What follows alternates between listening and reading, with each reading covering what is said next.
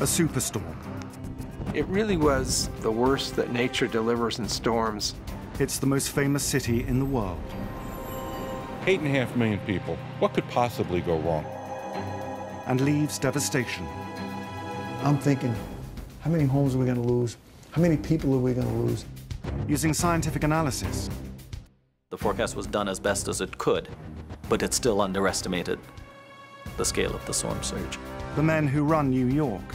This is worse than my worst fear. The water from the Hudson River was flowing down into the Battery Tunnel. 10 networks went simultaneously. And eyewitness testimony. They all just exploded from the wind, like a bomb went off. I see that wave coming around the corner every night when I go to sleep, and it's just not a good feeling. This film plots the critical moments of an assault by one of nature's most powerful storms on one of the most sophisticated cities in the world. There's no system that's bulletproof. There's no system that is impenetrable.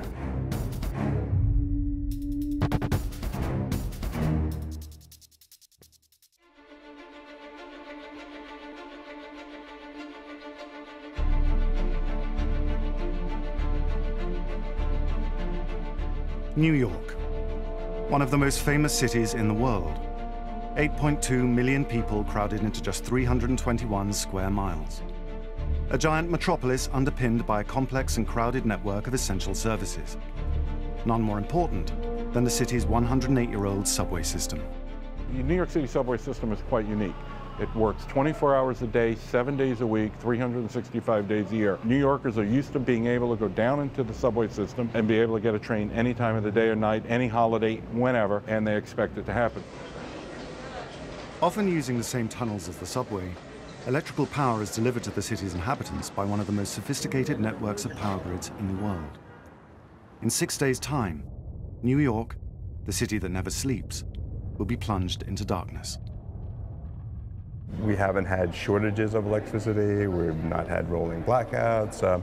So basically, we've been able to keep up with the demand of the city. What our customers want is to turn the switch and for the lights to go on. New York's entire infrastructure, petrol stations, cash machines, transportation and power, normally running 24/7, is about to face the onslaught of the biggest Atlantic hurricane in history.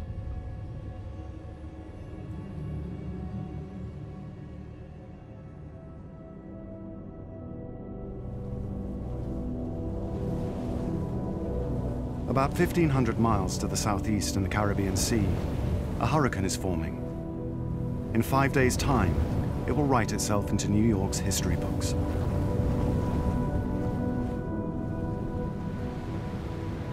Hurricanes are systems that are born in the tropics, and they need to have 26 degrees Celsius, approximately 80 degrees Fahrenheit water, to get the systems going.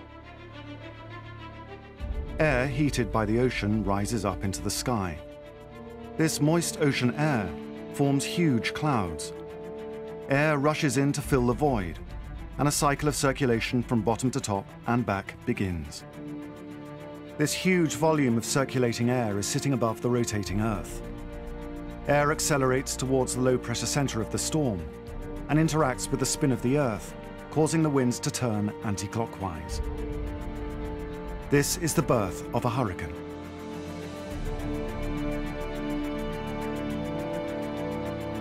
Following the strict international protocol for naming such phenomena, she is given a name: Sandy. The names for hurricanes are decided well in advance, several years in advance. There's a list. The first one has a name beginning with A, the next one a name beginning with B. And so this year, S came up and S was allocated to the name Sandy. Sandy's first victims are the Caribbean islands of Haiti and Jamaica. In Jamaica, wind speeds reach 80 miles an hour. 50 people die in Haiti alone.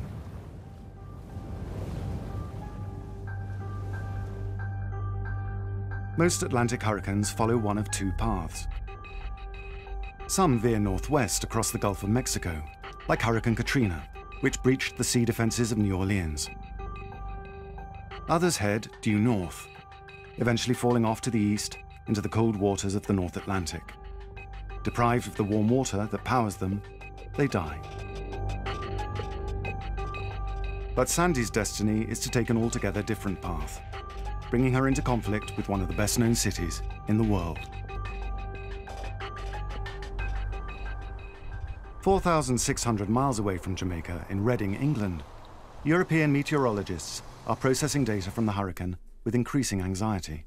The conventional wisdom said that Sandy would move towards the northeast and then it would die and not affect land. But there were suggestions that the hurricane might not behave in the normal way and might actually, instead of turning to the northeast, it might turn towards the northwest. When the European Center model came out, the reaction was, this is a really dangerous possibility, but it's so far in advance, we're going to just have to watch this. The European prediction is based on an advanced forecasting model. To hit New York, Sandy will have to experience a highly unusual sequence of meteorological events. There's a once-in-a-lifetime chance of her becoming that perfect storm and attacking the coast.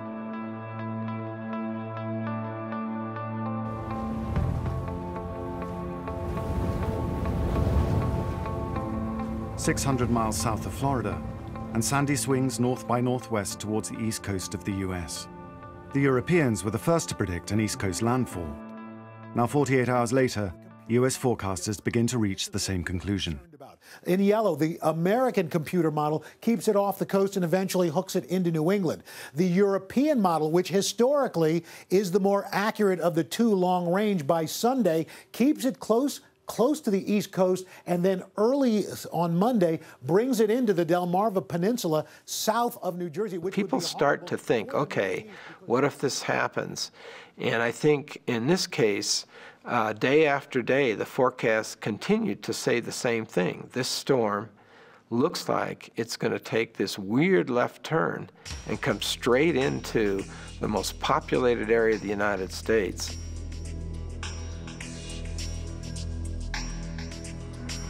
Atlantic hurricanes rarely turn west and head directly inland.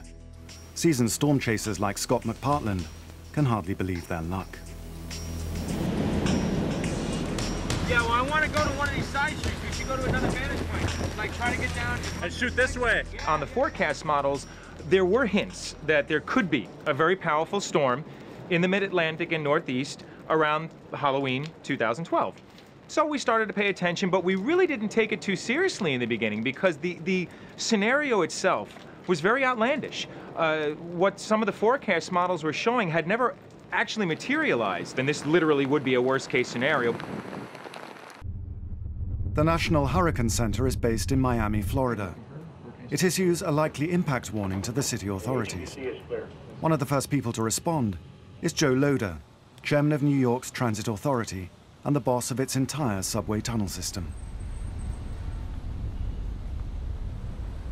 On the Thursday before was our very first meeting where we actually thought that Hurricane Sandy, was going to actually reach New York. There were all kinds of estimations, and meteorologists will tell you this and tell you that, but every one of them was consistent that we were going to get a surge in New York. I was skeptical initially, like a good New Yorker would be, but 4 or 5 days out, the model seemed to converge, and they didn't budge. They kept coming with high tides, high winds.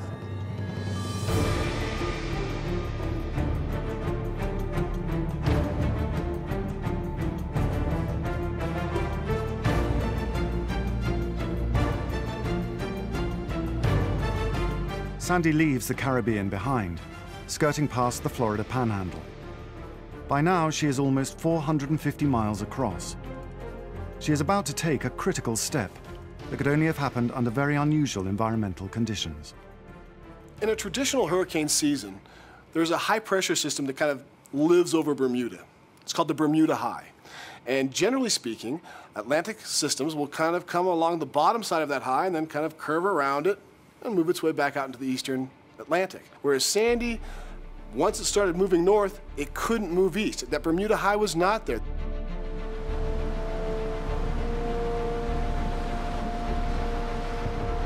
With no Bermuda High to repel her, Sandy heads relentlessly northwards, parallel to the east coast of the States.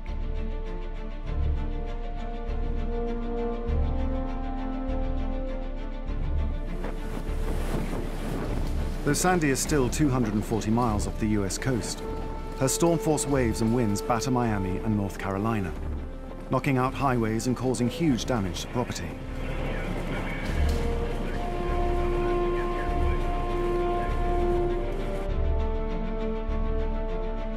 The Gulf Stream is a narrow ocean current that carries warm water from the Gulf of Mexico up and across the Atlantic towards Europe.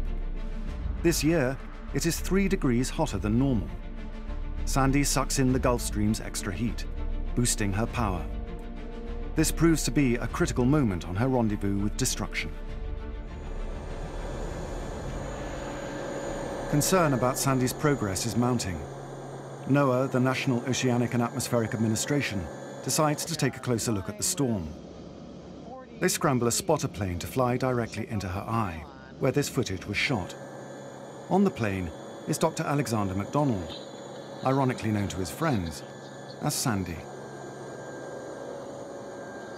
NOAA has an aircraft called the P-3 Orion, and it's a very strong aircraft. It has 4-engine turboprops, so it's kind of built to go into hurricanes at levels like 12,000 feet, where the hurricane is can be pretty dicey. It can really throw you around at that level.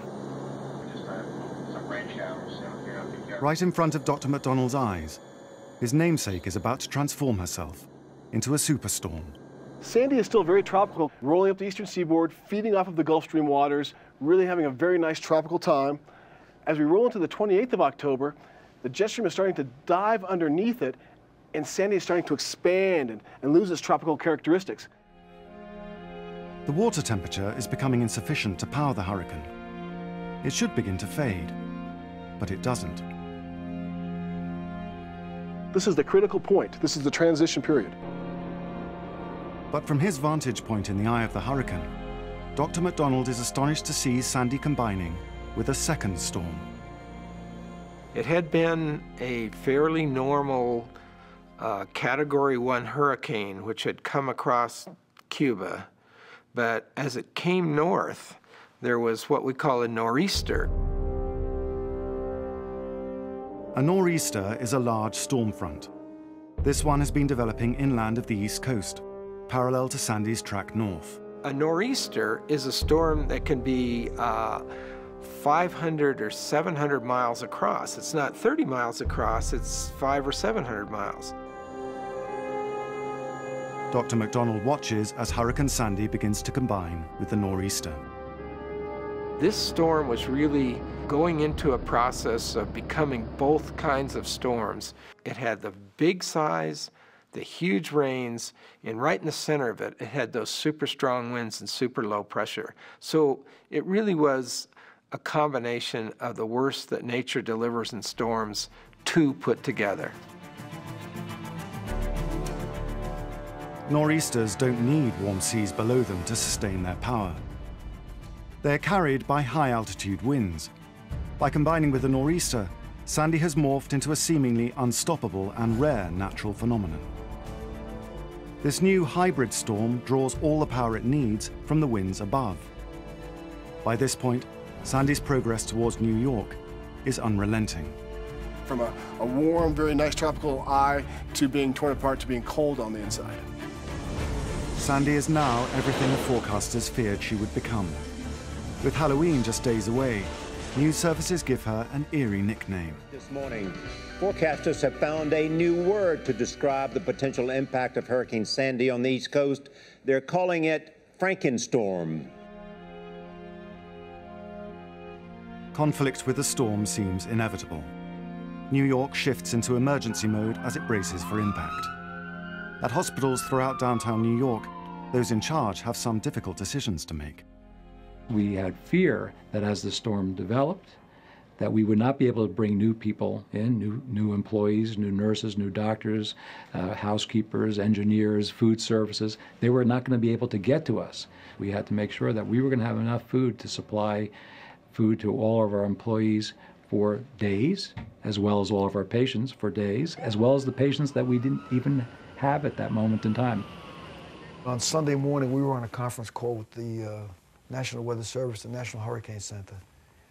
And the tone of their voice, the tone of the report they gave us on Sunday morning, sort of started to realize this was going to be as bad a storm as they had predicted all along that we were going to get hit with.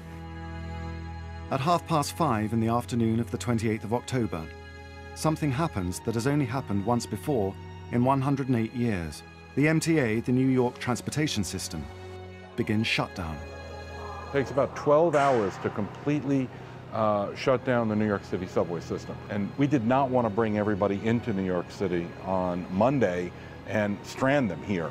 So that's why we proposed the beginning of the shutdown of the subway system on Sunday night at 7 o'clock, and all of our assets were tied up and locked up and safe by 3 a.m. in the morning on Monday morning. 656 miles of track lie deserted, and 6,292 subway cars are parked up. The only time this has ever happened before was in 2011, as the city braced itself for the impact of a previous hurricane, Irene. Hurricane Irene hit New York last year, and it was a hurricane all the way through it, and it didn't go through this change of a Frankenstorm or a hybrid storm. It was much smaller in size, and as it came on shore, not that much damage occurred. Nobody really wanted to leave. Everybody kept referring to Irene the year before and past storms that they had been through, and there was a lot of complacency. I have family and friends in New York and New Jersey area, and they were asking me, they said, well, you know, is this going to be like Irene? You know, because we were fine with Irene. We didn't have any problems with Irene. And I had to respond to them saying, no, this is much bigger. In light of these conditions, I'm going to sign an executive order mandating evacuation of Zone A areas. I'm also ordering that all of the city's public schools be closed on Monday. Believing that Sandy would spare New York in the same way that Irene had a year earlier, many New Yorkers ignored Mayor Bloomberg's instructions to evacuate low-lying areas of the city. In less than 24 hours' time, the world would discover what a mistake that was.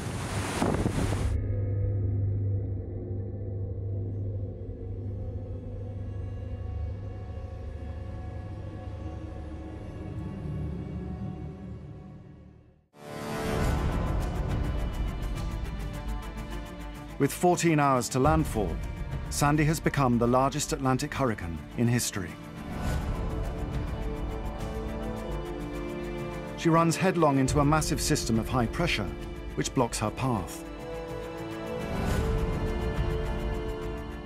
At this crucial moment, Sandy's encounter with this jet stream forces her to make a sharp left turn, straight towards New York.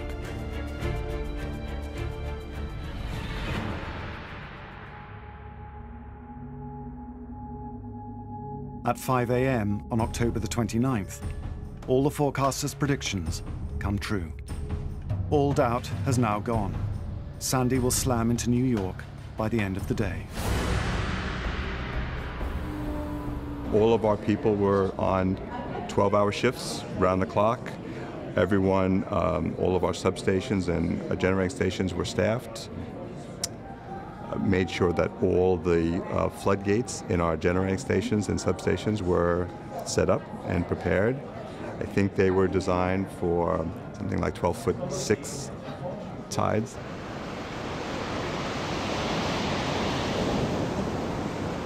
All air traffic in and out of New York and New Jersey is grounded. At 7:41 a.m., the New York Stock Exchange is closed for the first time since 9/11. Sandy is 310 miles from New York, and the water is already washing over the edges of lower Manhattan. This is the beginning of what's known as a storm surge, a wave of high water created by storm force winds. The wind is actually stacking the water up on top of itself and forcing it to pile up. And once that pile of water makes landfall, it has nowhere to go except onto the land. The storm surge wave is expected to reach New York at high tide. Worst case scenario, the tide couldn't be higher. So it came in right at high tide during a full moon, record storm surge with incredible winds. Everything that could possibly add to sea level height and surge did. The city now has two enemies, high water and high winds. Storm chaser Scott McPartland is in one of New York's outer boroughs, Queens. Well, we first left the house about 11 o'clock in the morning on Monday, the day of the storm, and we traveled right up to Whitestone, Queens. When we got there, the water was already pouring over the seawall. It was inundating neighborhoods, it was already in people's backyards, already in people's homes at this point. When I saw this taking place, and it was still so early in the day, and we knew that the worst of the storm was still many hours away, that's when it really started to set in that this storm was really going to be as bad as everybody said it was going to be. By early afternoon, wind speeds rise to over 90 miles per hour as Sandy accelerates.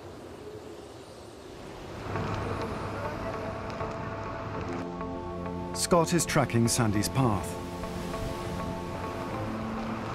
Got over to Rockaway Bridge, and it was right about 4 o'clock in the afternoon. And the first thing I noticed was how much water had already come in.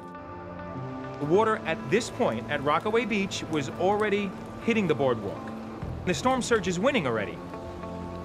It was the first time that I could remember that the ocean really scared me.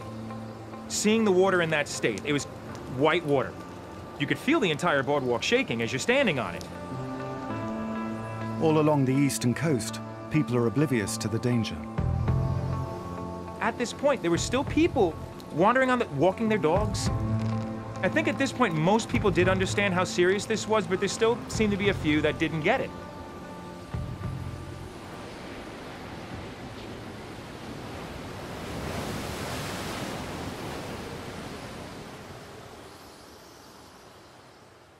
Rockaway is a popular beachfront resort in the evacuation zone. Like many of her neighbors, Shatisha Hayward decides to stay put with her 6 children.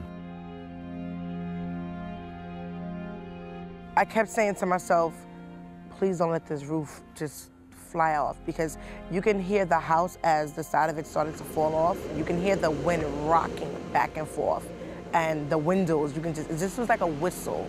We started rocking, and I'm like, okay, this is feeling more like an earthquake. And then the lights start to flicker on and off. Then they went off. They came back on, and then around 5:30, they were completely out, and it was dark. It was just like, Mom, the lights went off, turn the lights back on. And I'm like, I can't turn the lights back on. 7 miles down the road, the blue-collar community of Breezy Point is bracing itself for impact. The volunteer fire crew have been preparing for days to defend the 15% of residents who've chosen not to evacuate. We had purchased food, we had sleeping gear. Our plan was to hunker down here and shelter in place and make sure the trucks, batteries, the water, gas, everything was at prime. But they're completely unprepared for the scale of the tidal surge that is hitting the East Coast. At 5:30, the tidal surge came, and that was 2.5, 3 hours before moon high tide, and the water never stopped coming. There it is, huge storm surge, live. Hey, buddy, here we go. Oh my gosh, here it comes, Jeremy. 6 inches, a foot of water. Just come over the barrier, here we go. When I tell you the storm hit, like a bolt of lightning, it came down and it just washed everything away. The fire crew are forced to abandon the station and move to their clubhouse on higher ground. And the water kept coming, and unbelievably, it came and started flooding the clubhouse. We had a marble floor in there. It was bubbling up through the seams by the marble, and we were 3 hours away from high tide, and we knew we were in for an interesting evening. New York is vulnerable because the shape of its coastline magnifies the storm surge. The entrance to the city's harbor sits in an elbow between Long Island and New Jersey. This acts like a funnel, slamming the waves right up against Staten Island, South Queens, and into the harbor. There's a second opening, and that's through the East River that connects to Long Island Sound. Long Island Sound is shaped like a funnel, and winds push this water, they surge this water into western Long Island Sound, and that squirts through the East River into New York Harbor. So New York Harbor is getting surges from 2 directions at once, and that's what makes it particularly fearsome. Experts have made huge strides in accurately predicting the path of hurricanes. The science of the surges that come with them is less well understood. Issues such as storm surge are still a fundamental area of research. The improvements have not been that great over the last 10 years or so. The forecast was in error. The forecast was done as best as it could, but it still underestimated the scale of the storm surge. The landfall of Sandy is still 2 hours away, but New Yorkers are already feeling its impact.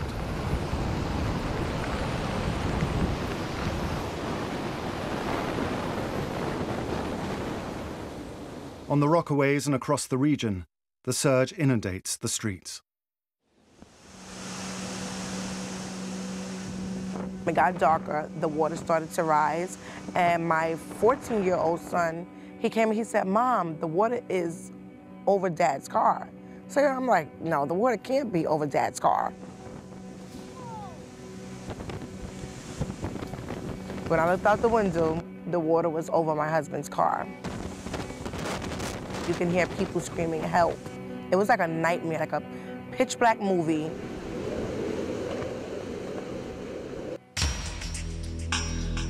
In Lower Manhattan, officials from the electricity company are watching floodwater as it encroaches on vital systems close to the global financial center of Wall Street. Around 7 or 8 o'clock, we got the word that they're being overcome and that the water is getting into the underground system. New York's power is divided into 64 networks. In Manhattan, the bulk of these systems are in basements or buried in the streets. If you open up the streets of New York, you would see what looks like a copper mine. There is so many cables. We've got now salt water combining with live electricity. And that's a really bad combination. It was very tense, and we were now in this mode where we were going to have to pull the plug on these networks. This preemptive shutdown, it kind of goes against our nature to shut things down when our nature is to keep things running. For the first time in its history, power is switched off on the world's biggest financial center, Wall Street. We knew how important it was and the global impact that it would have. On Staten Island, it's the storm, not the power company, that has plunged this community into darkness. Power is failing erratically across the region. I stayed till about 7:30, 8 o'clock, tried moving cars up a few blocks that way. By the time I came back here to get dry clothes out of the house, the water was probably up to here on me. It was like a tidal wave. Boom, in. Michael Clark's parents, Linda and Bob, live around the corner. Like many in the evacuation zones, they're reluctant to abandon the family home. We have 2 dogs and a cat. And he said, oh, and chickens. He had 2 chickens, which I think he's worried about more than anything. But doing a backstroke. He said, oh, I think we'll stay. I think we'll stay. When Linda finally makes a run for it, it's too late. I put the key in the ignition and I looked up and I saw a wave of water coming around Cedar Grove Avenue. And I said, oh my God. And I went to get out of the car because I realized it wasn't going to start. And the wave hit the car and I had to push my way out of the car because the water was coming against the door. And I tried to make it to the back of the house.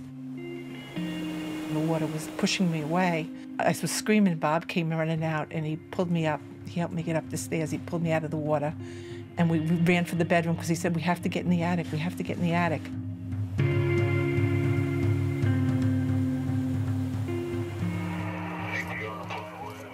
In the New York Fire Department Operations Center, 911 calls from Staten Island are lighting up the board. People were calling that they were trapped. Just dealing alone with Staten Island would have been enough for the department without anything else going on. So that was another point of concern for me, in that Staten Island was really, really being, wiped out. I live on Staten Island, so my family was there. In the rest of the city, neighborhoods that are on higher ground are spared the worst of the storm.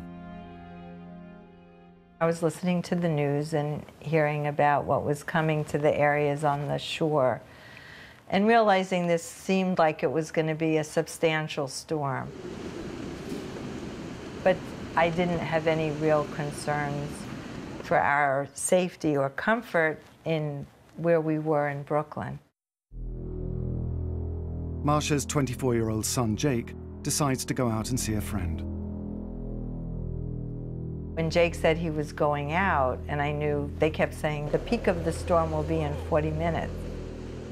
I said, Jake, I don't think this is a really good time to be going out. And he said, well, Jesse needs me to come over. And that was it. I mean, Jesse needed him, and he went. At 8:11 p.m. on October the 29th, the eye of Superstorm Sandy hits the coast of New Jersey. Once the eye makes its way onto land, that's the most intense part of the system. The eye wall is where all that energy and wind energy is at. Guy Ferraro is on the Jersey shore. Wind speeds now are almost 100 miles per hour. A wind came through here like I've never seen. Sounded like a train coming. I had like 10 sliding doors all in a line in the back. They all just exploded from the wind, like a bomb went off. And then minutes later, the whole roof went up in the air. It was like a Wizard of Oz. There was 2 big boats my friend had here. They were just motoring right down the middle of the street. Faster than I would ever imagine. I bet you those boats were doing 20 miles an hour. I called my wife. I told her that I was sorry that I didn't leave and that I wasn't sure I was going to get out of this one. You know, I really didn't know. Back in the Rockaways in New York, Shatisha Hayward is now trapped by floodwaters with her 6 children. She's calling 911. We got a voicemail, and it was saying, you know, everybody call is important, you know, leave a message, but I wasn't leaving no message. This is 911. So I was able to get on Twitter, and, you know, I tweeted, and, you know, I was like, you know, a huge shout out to the FDNY. At the Fire Department Control Center, Press Officer Emily Raheny is inundated with desperate tweets for help. I started getting a lot of tweets from people who said they did not have phone service. A lot of them still had some connectivity with their phones to something like Twitter, and so that was just their way of reaching out somehow to get to somebody to help them. Amongst the thousands of tweets, Shatisha's caught her eye. She and her 6 boys were trapped in their house. Floodwaters were rushing in, and she was really panicked. She didn't want to see her children in danger. And I knew I had to do something to help, so I started calling fire department dispatchers.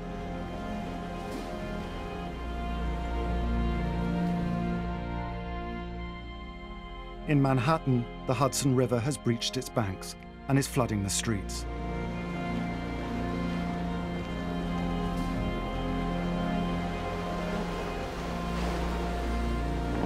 At 8:30, it pours into a critical electrical substation. Salt water hits 13,000-volt cables.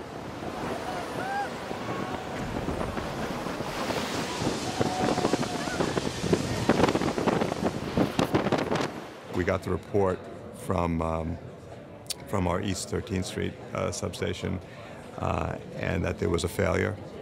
With that explosion, 10 networks went simultaneously, which basically took out everything from 34th Street down to the Battery, almost half of this island. Lower Manhattan goes dark. Would never think this was happening in New York. So the best way to deal with now is just not panic. People just gotta stay civil. Backup generators switch on in the 4 hospitals in the blackout zone. But only one of them manages to keep the lights on. When you're on emergency power, all you need is one generator to fail, and suddenly you're attempting to practice medicine in the dark. You opened up the doors, and you looked down First Avenue, looked up First Avenue, looked across the street. There was nothing. We were the only light. We were the beacon of hope for this entire region of New York City. The Irish-American community in Breezy Point is also in the dark and facing a different problem. A fire starts in one home and quickly spreads across the neighborhood. At one point, the entire sky was just lit up in the reddest, orangest color you could ever imagine. I called my mom, and she was hysterical on the phone. She was like, just say a prayer. It was a very emotional time. I didn't know how I was gonna get out. Trapped by rising water on all sides, the firemen can do nothing about the blaze. The embers was softball size. When they'd hit the water, you hear it pop, an explosion. And it was actually a beautiful scene. It looked like a meteor strike.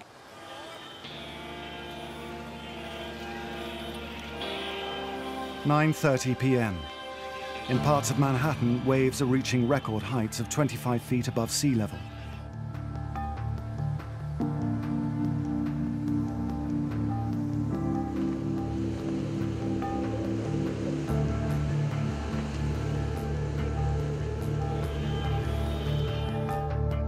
Water begins to pour into the subway tunnels. MTA chief Joe Loader sees his network overwhelmed. This is worse than my worst fear. The water from the Hudson River was flowing down into the Battery Tunnel. There were white rapids. It sounded like a waterfall. Each tunnel had 43 million gallons of water. Over 6,000 feet, more than a mile, filled with water. Floor to ceiling, side to side, completely filled up. At the fire department command post, trouble is coming from every direction. But I got a 6-alarm fire in Breezy Point. I got tons of people trapped in the water. I got a fire on City Island. I got people in Gerritsen Beach calling that they're trapped. I got people in Lower Manhattan that have no power. There were so many other things going on to keep us busy. At 11 p.m., the firefighters in Breezy Point make it back to their flooded station. Miraculously, even though these trucks were underwater, they did start up. Once we started driving, the firemen stayed with the trucks, and we started rescuing other people. I saw the flashlight going back and forth. They were like, the fire's coming this way. You need to get out of here. It's not safe anymore. When I finally got up to the firehouse, my dad was up there, and he just saw me and grabbed me and didn't let go. This is the biggest residential fire in New York for over 100 years.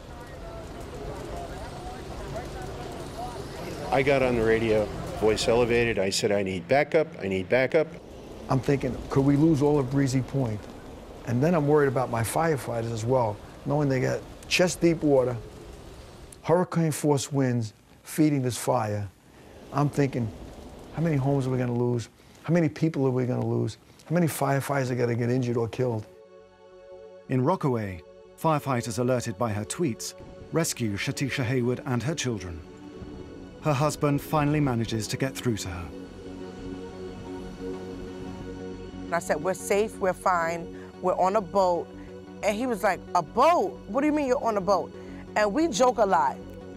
So he basically was like, Shatisha, I'm really not playing with you at this time. So I kept saying to myself, I'm like, babe, I'm really not joking. Like, I'm so serious. We're on a boat. Across the eastern seaboard, more than 4 million homes are in the dark.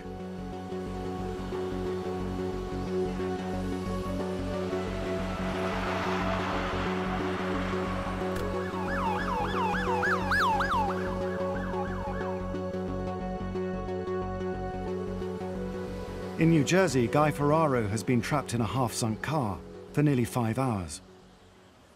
The tide was going out, and by then my legs were completely numb. I couldn't feel them at all. I was only in pajamas at that point. I waited until I saw the police lights. And I knew that I couldn't stand the cold too much longer. And I knew I could get across that road. It was just bedlam here. People screaming for hours and hours and hours for help, you know.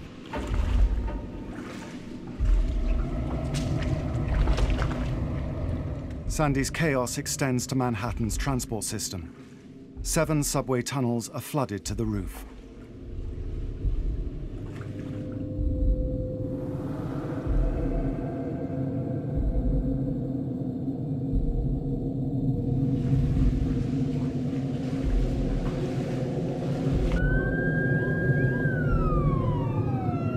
The emergency services are now receiving 20,000 911 calls every hour.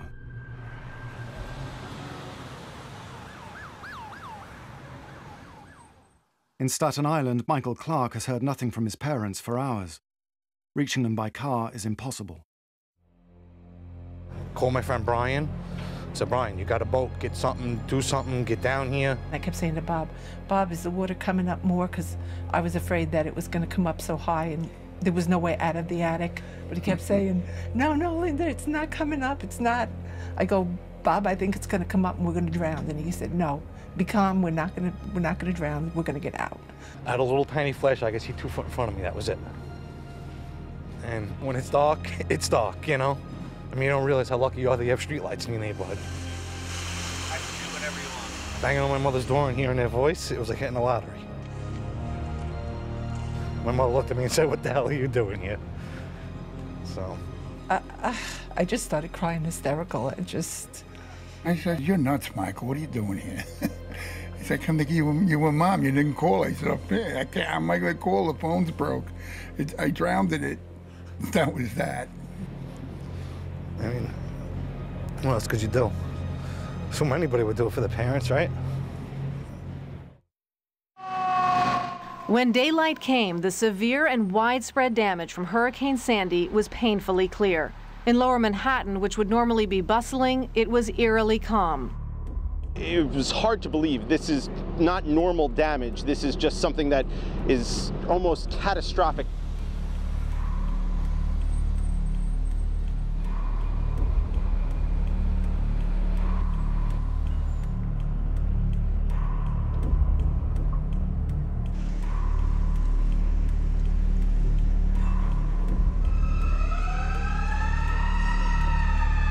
Lower Manhattan, Jersey Shore, and Staten Island are like war zones. Sandy has now killed at least 10 people in the USA. The numbers continue to rise as rescuers pick through the devastation.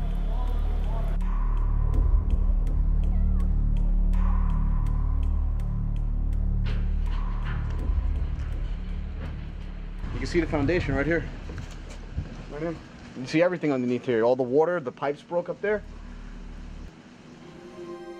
Coastal communities have almost been wiped out.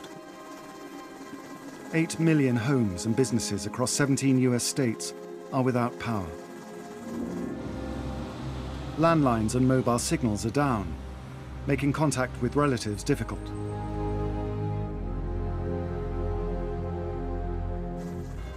On Staten Island, retired firefighter Neil Filipowicz heads out early to Fox Beach Avenue. He's looking for big brother Flip and nephew John, who stayed to protect their home.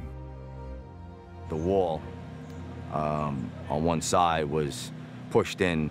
All the cinder blocks were missing of the foundation, and I saw the water, and I said, wow, that this house got really destroyed, you know. I made my way down the basement, and it was completely pitch black down there. I was calling them, but I didn't have a flashlight, and like I said, it was completely dark. So I went back inside the house, and I was talking to Mike, the neighbor, and he said, you know, his name Neil, you know, his wallet's here, his keys, and his utility knife, which he always carried. And I'm like, I said, wow, you know, they must have been evacuated real quick.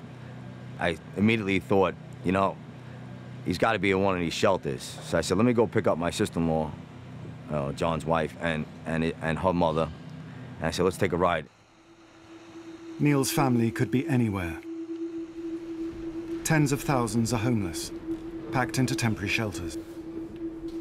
Hospitals are inundated.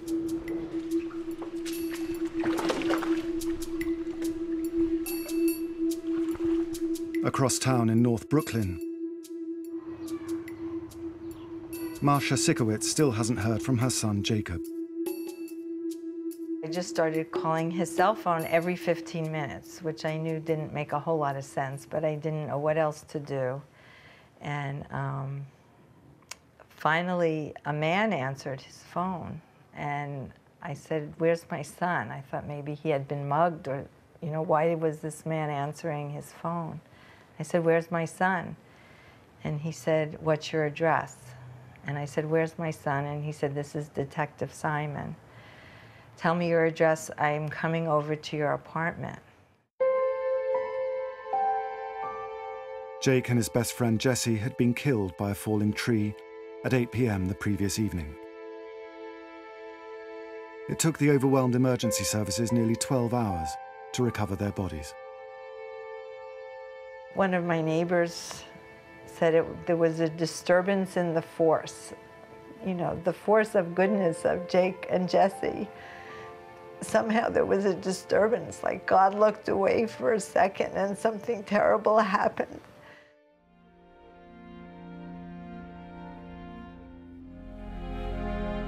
Neil Filipowicz spends hours searching for his brother and nephew. A bunch of people said, I didn't see Flip. So at that point, my sister-in-law became very alarmed. She said, he's not in touch with us. He's not in a shelter. There's got to be something wrong. Neil returns to his brother's damaged home, looking for clues. Like I said, when I came in, I didn't get very far, and I panned from this way here around with the good flashlight that I had, and I went to the left, and I saw on this area right here a hand, and I was praying, please let that be a doll's hand, you know. I reached in my right hand and I pulled up, and I could see my brother's face, and right behind it was my nephew's. And they came up together out of the water, and I seen my brother had his other hand, his right hand, around his back, and my nephew was holding him around the waist with his head buried, like in his chest. And I can only think that they knew they were going to die, and they just grabbed a hold of each other, and, you know, and to say, you know, I got you. There's no words to describe that feeling, because, like I said, he was my idol, and little John was a prince that didn't deserve to die like that, you know.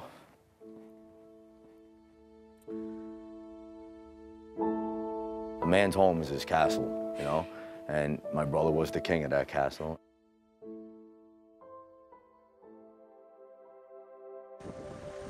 Across the bay at Breezy Point in Queens, residents are discovering the true extent of the fire damage. 111 of 2,800 homes have been consumed by the flames. Incredibly, not a single person has died, owing much to the efforts of local volunteer firefighters. Pulling up to the scene on the south edge and seeing the flames just in the sky, and then walking into the fire. That memory will never leave. And seeing my men, you know, just unrestrained and motivated without any fear, and so dedicated to others and not themselves. It's so outstanding. I'm so proud of them. The city is paralyzed. It wasn't just the subway system that was damaged. We actually, on the Metro North Railroad, the Hudson River came up. We actually had a 40-foot boat across our tracks. We didn't know at that point, we had no idea the severity of the situation. We knew it was bad, but we just didn't know how bad it was.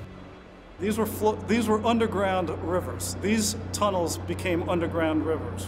When I came down here, and all I saw was a wall of water. I said, holy cow. I could never imagine to see that much in my lifetime here, which is over almost 20 years. I've never seen anything this bad. New Jersey has been hit hardest.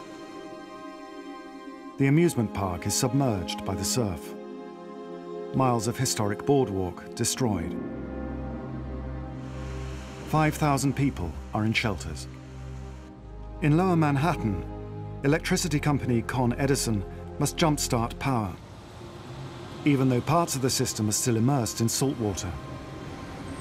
These folks are working with high voltage, high pressure, high temperature, heavy machinery. It is dangerous work on any day. When you have these hazards that are superimposed on the routine hazards, it is just, it can be a very dangerous combination.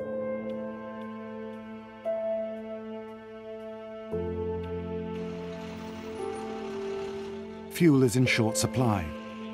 Food deliveries are struggling to get in. New York's success was founded on its integrated infrastructure. But without power, the city's systems unravel. We tend to take for granted that our phones are going to work, water's going to come out of the tap, the lights are going to come on when we flick a switch. And events like Sandy do bring home to us the fact that if those things don't work, we can be very vulnerable. The heavy reliance on single transportation networks, the heavy dense concentration of power plants and other facilities along the coast, the fact that there's so much interlinking between these economic sectors, which actually is very valuable from the standpoint of productivity, is also the thing that can create vulnerability, because when one piece goes down, it's a link that disappears.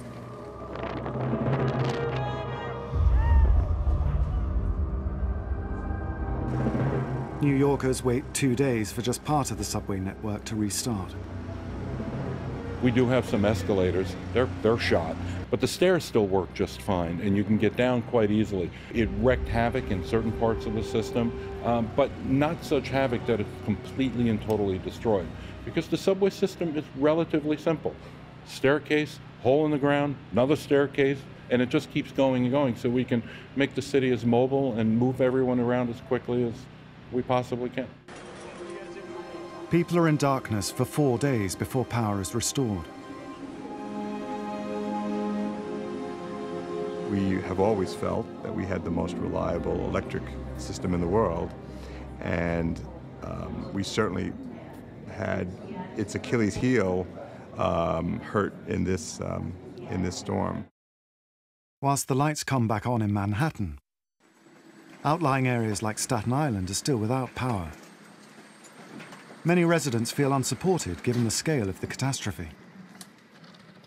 Nobody was here the first day, day after, even the third day to have that response. It was quite disgusting in plain English.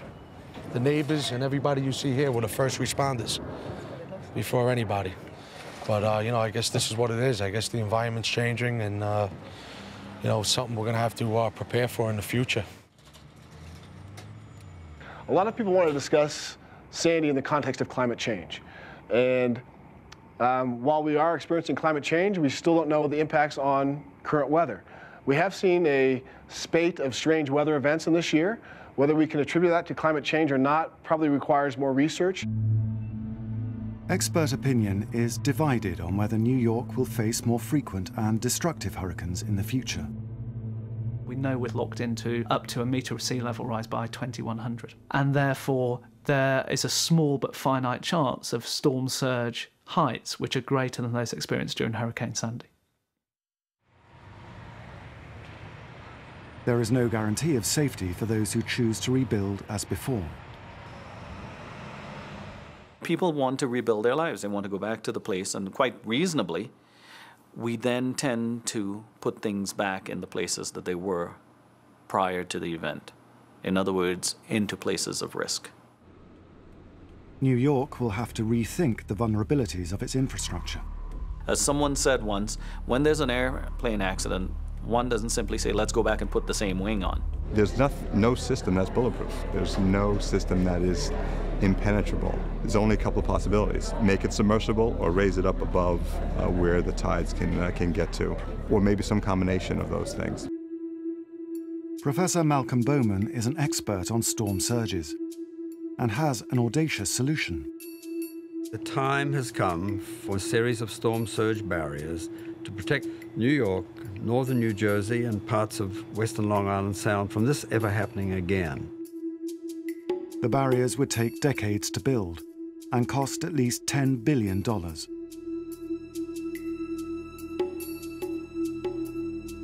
It would protect the communities of Breezy Point that were destroyed in the storm, protect the south coast of Staten Island, all of New Jersey. This is a serious proposal that the city now should investigate. A ray of hope during this disaster was that astonishingly accurate weather forecasting models gave people the opportunity to evacuate before the storm hit. The number of lives that were lost, as catastrophic as they were, would have been even worse without those specific activities to move people out of the way of flooding. So I think this is a landmark event in how the nation understands and responds to weather events. Sandy killed 203 people in the Caribbean, the USA, and Canada. Her destruction in the US alone could cost $50 billion, one of the most expensive hurricanes in US history. Well, this first round, I have to say, at least on points, goes to Sandy. I mean, we are New Yorkers, so we're never knocked out, but so we get right back up. But I mean, she inflicted some damage in the first round. New York City is recovering fast, but it won't be so easy for the survivors. I'll tell you right now, even before this, my outlook on it, Mother Nature rules. It's one thing you don't screw with, the water. Water, wind, it all rules over us. I don't know if we could go through what we just went through again. It is enough for a lifetime. I see that wave coming around the corner every night when I go to sleep, and it's just not a good feeling. They say 100-year storm. I don't think so anymore. I think they're going to be a little more often than we expect. As time passes, hurricane names get reused, except for those whose deadly reputations are burnt into the history books. There will never be another hurricane named Sandy.